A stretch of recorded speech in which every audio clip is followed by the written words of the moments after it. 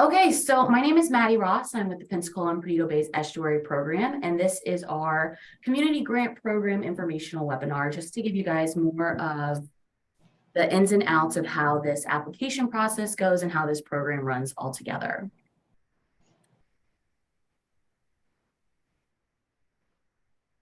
Okay, so our mission is to restore and protect the water quality and natural resources of the Pensacola and Perdido Bay watersheds through partnerships using community-based, scientifically sound approaches to enhance resilience.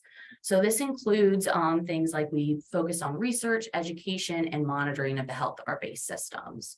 And that's really where these community grant projects kind of link in.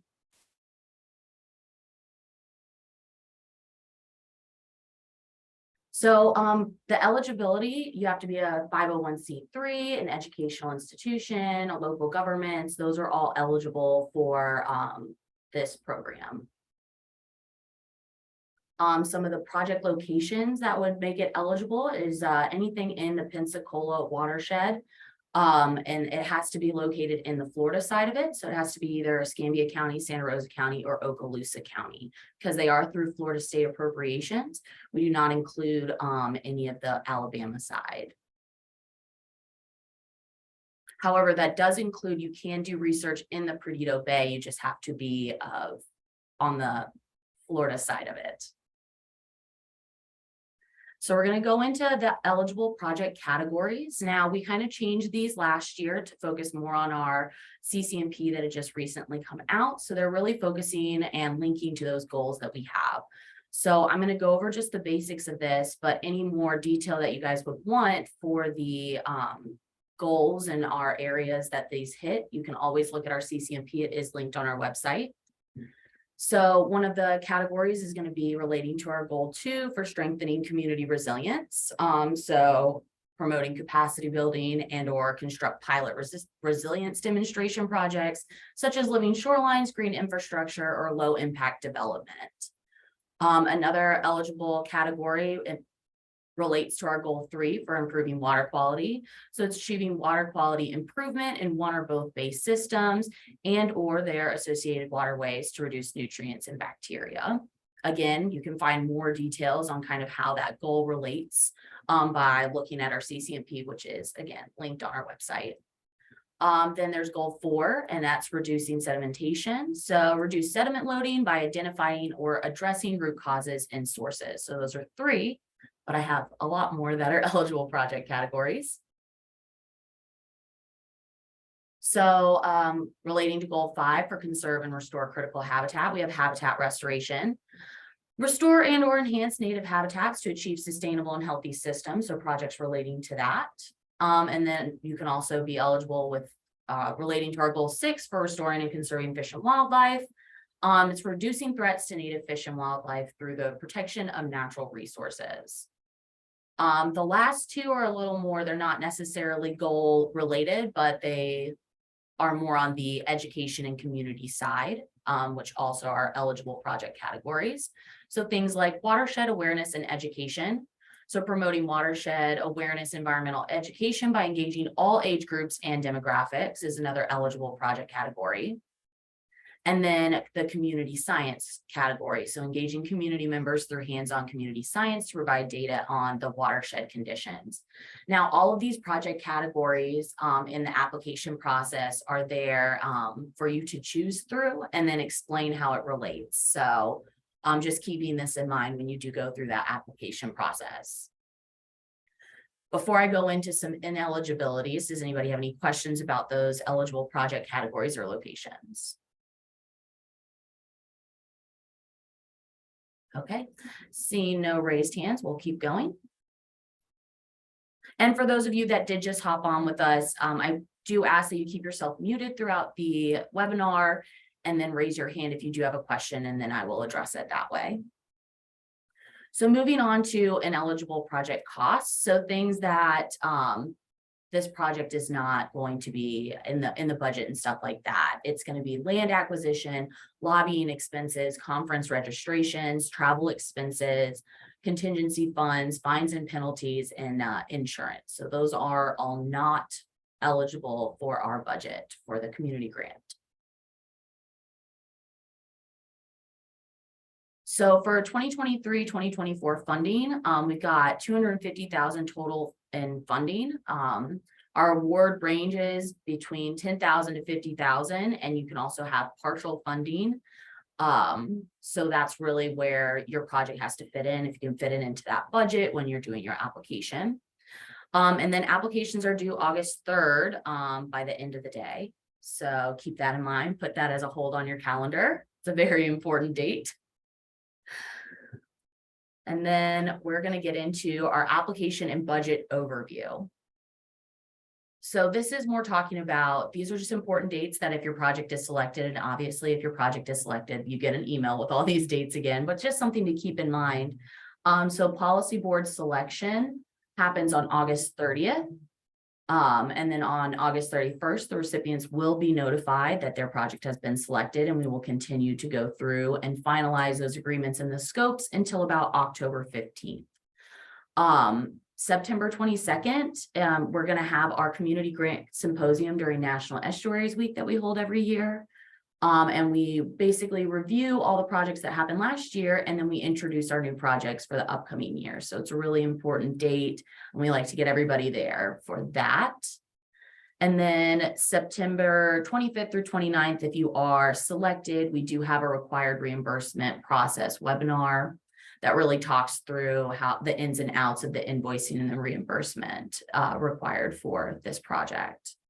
And then October 1st through May 31st is actually the anticipated implementation period. So it is just that span of time that you will be implementing your project. And then June 15th would be the final report, and invoices are all due by. So just some important dates. Like I said, if you are selected, these will be told to you again, but something to keep in mind.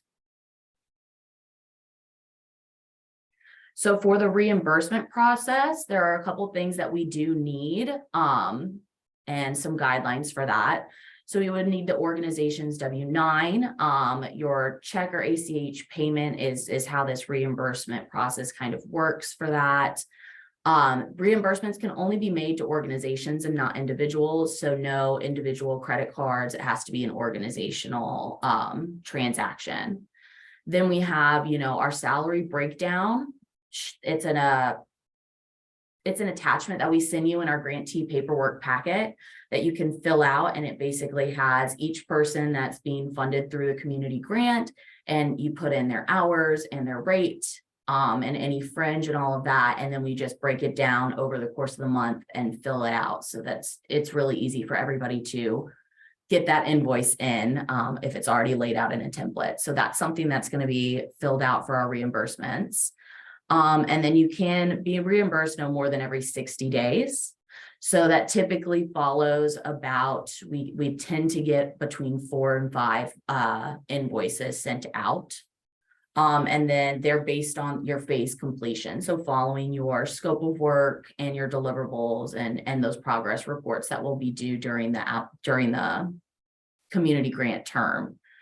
But again, this all goes into a lot more detail. And if anybody does have any questions, feel free to raise your hand or drop it in the chat, and I can always address those. So supply purchases, I already stated the first one. It must be made with an organizational credit card, not a personal card. We will need your itemized receipts with the last 4 digits of the credit card number.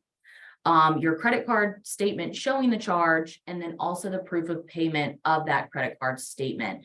It's best to have it in this order when doing that, but that is all the information that we will need for those supply purchases. So it's a good thing to keep in mind for projects and everything like that. So I kind of flew through that, but I was hoping everybody would have some questions for me here at the end. But yeah, so again, my name is Maddie Ross. I will be the project lead for our side of the program. So I'd be the person that everybody directly communicates with for our invoices, progress reports, and all of that. A couple other things before I tell you guys all about or open it up for questions. So we do have, with this program, we have bi-monthly progress reports that really just track your deliverables progress and everything like that. And we love to share more about how these projects are going out. So you do get some communication trying to get you guys into our newsletters for features for that and social media. So those are just some other things to keep in mind with this. It's a lot of communicating back and forth with me, but so yeah, here's all the information. Again, you can subscribe, you can follow us on Instagram, on Facebook, and then you can always email our info@ppbep.org if you do have any questions after this.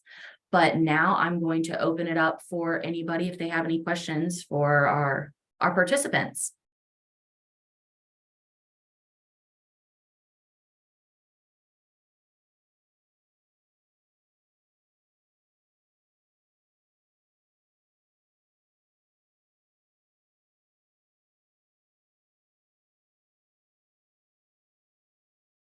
Thought I saw somebody trying to ask a question. You got a question in the chat. Oh, beautiful. Sorry, I could have just asked it too, but I didn't want to compete with everyone. Oh, yes. Is there a place on your website where we can view previously awarded projects? Yeah, so we have our community grant page. It's a tab under the top where you can find all of the awarded projects from the past 3 years that we've been running this. And they're all laid out in a beautiful little form telling you how much they were awarded and has their abstract on there. So you can definitely go and look at those for more of an idea of what has been funded and see kind of those completed projects. Awesome. Thank you, Maddie. Yeah. Any other questions? Hi. Hi. We meet for a second at the market. I know we talked briefly for a second about the videos that Liz Watkins did. Is that possible for you to send to me just so I can kind of get an idea of the scope of her project? Yes, of course. So actually, I'm going to be uploading this video onto our page. So at the same time, I'll be uploading all the other ones, but I'll be sure to send you a link to all of that once they are on there. Awesome. Thank you so much.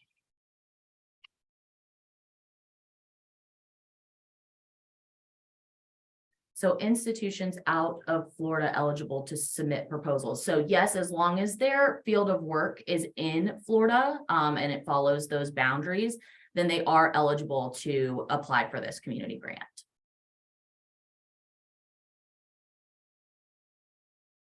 Okay, awesome. Any other questions? I guess this might be a redundant question, but if we have any questions about the application form or anything like that, should we get in touch with you, Maddie? Yeah, so you can email that info@ppbep.org email, and that kind of goes to everybody in our team so that you guys can get the fastest response on that.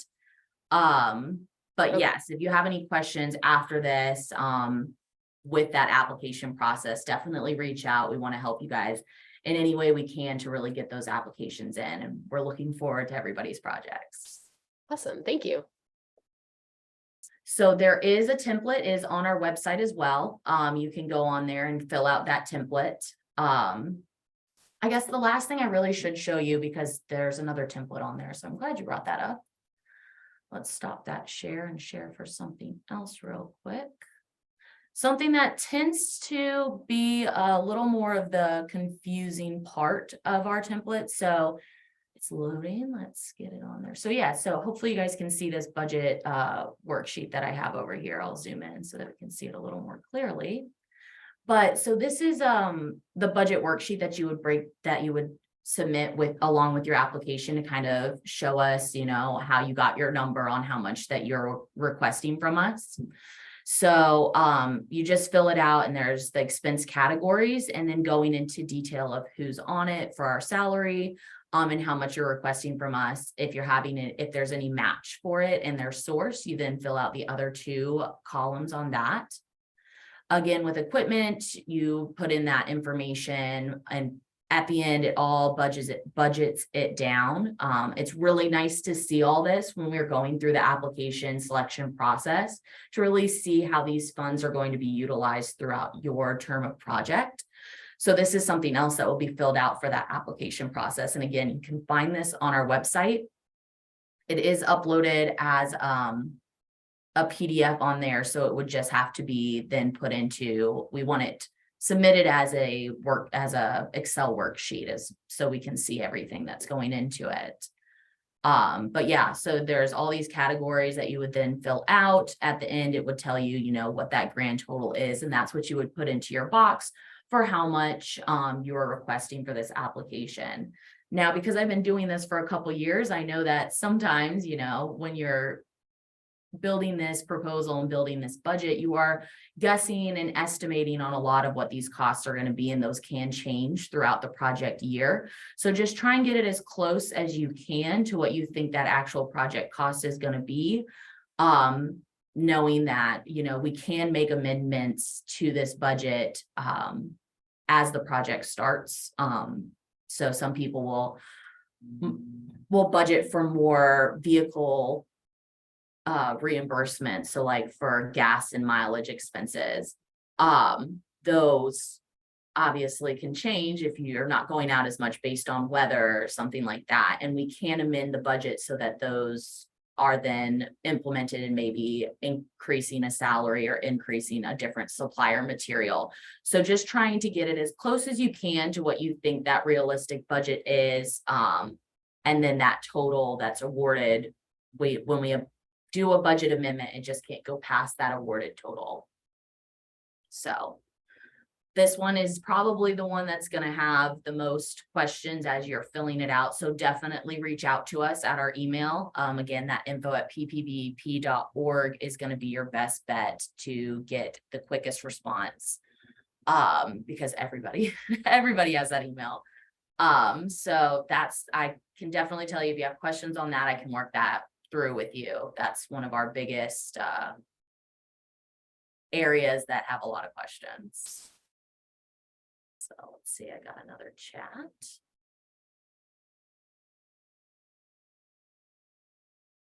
Okay, awesome. Yeah, so again, they're all on our website.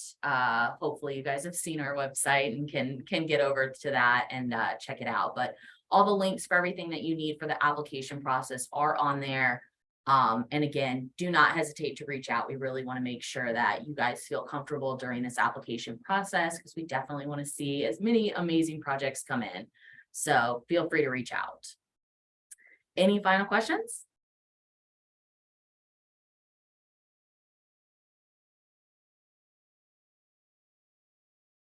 Yes, of course. Thank you guys for all joining. Always happy when there are people that show up to the webinars and I don't have to talk to myself. So, okay, well, awesome. I hope you guys all have a great rest of your week. And again, do not hesitate to reach out. I will be mostly your point of contact, so you'll be hearing from me a lot in this process. Thank you. Bye.